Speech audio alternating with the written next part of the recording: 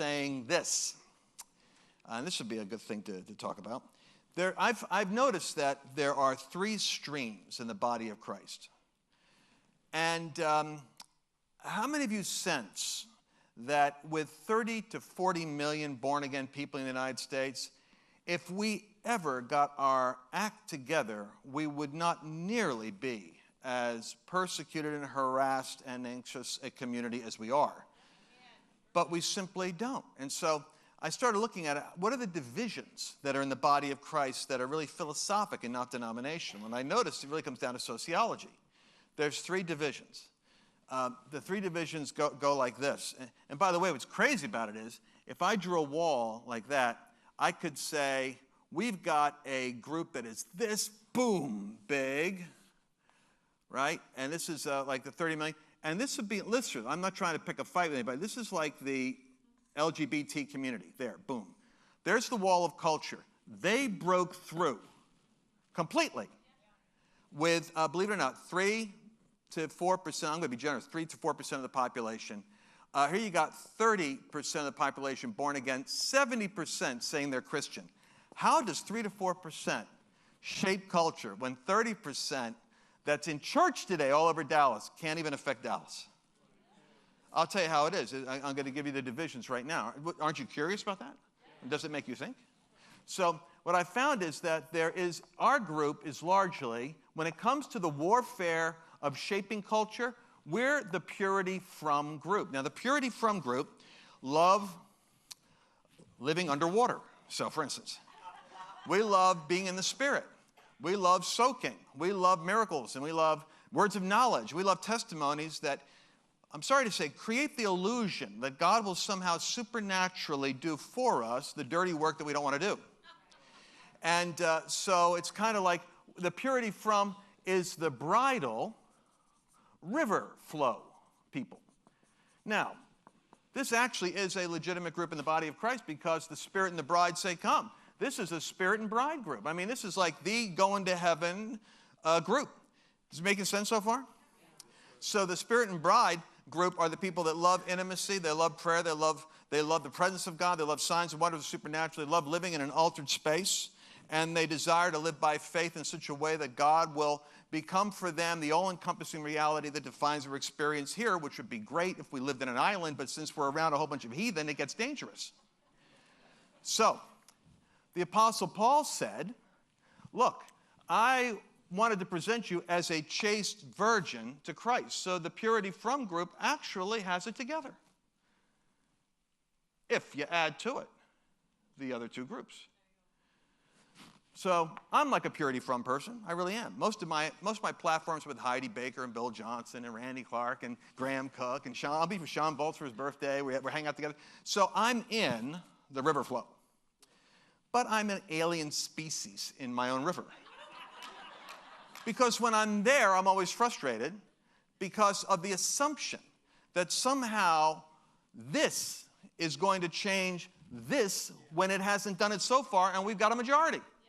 So then I come back to another group. Well, the problem is the purity from bridal spirit, river flow, supernatural intimacy group has to work also with the defensive against.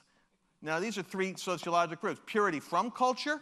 I don't want to get out there. I don't want to get in any fight. I love everybody. Listen, I'm an independent. I'm not even a Republican or a Democrat. And so people are like, they try to classify themselves as totally neutral. I just love Jesus, that's all. So they do that.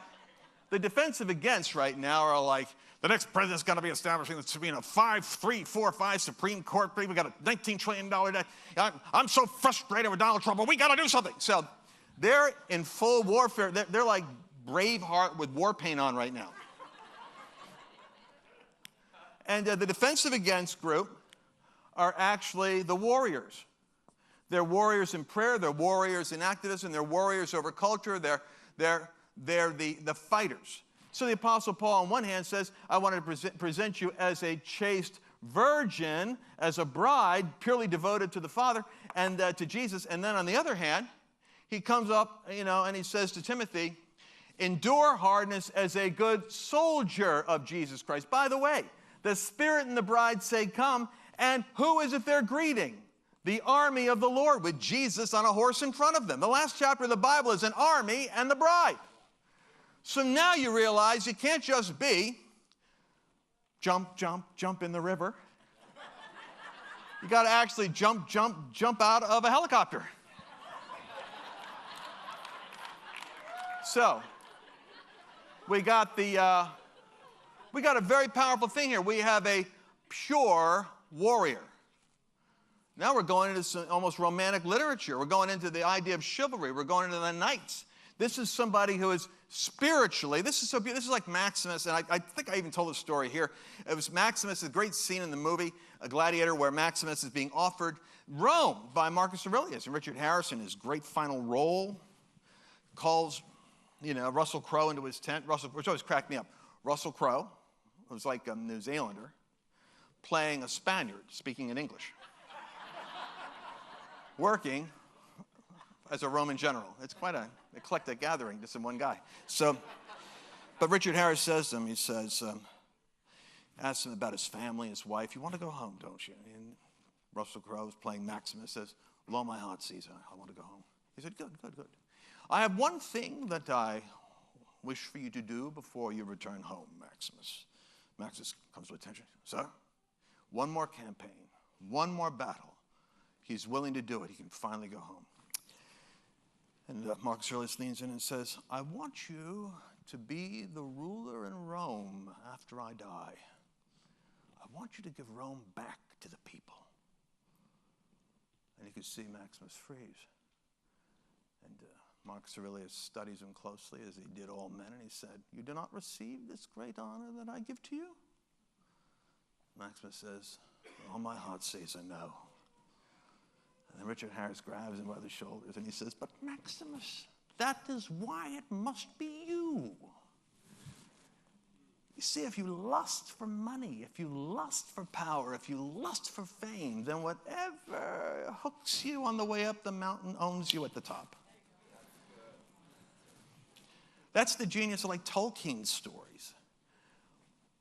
Why is it that when the great dwarf warrior with the axe and the great elven warriors who could take down thousands with arrows, and Aragorn and the great realm of men, who the most valiant killers of orcs that existed, and they're all there with the frail little hobbits, and they're all shouting about who is the one who should take the ring to Mordor and deal, and take control of it.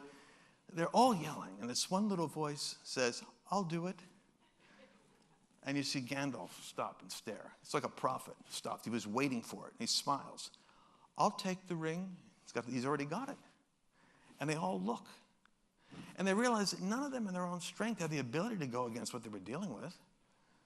But the humble little hobbit could actually be the instrument of the undoing of Sauron. And the humble little body of Christ, fear not, little flock, just may actually have within its ranks, while Goliath struts on the horizon, some spirit inside of itself, delivering a lunch to his brothers with a slingshot in his back pocket, wondering what's going on. And God just might have the antidote, because the shepherd of the little flock just might be raising up a killer sheep. That's what these two create. The intimacy, you see the instruments of the church are the harp over here and the slingshot.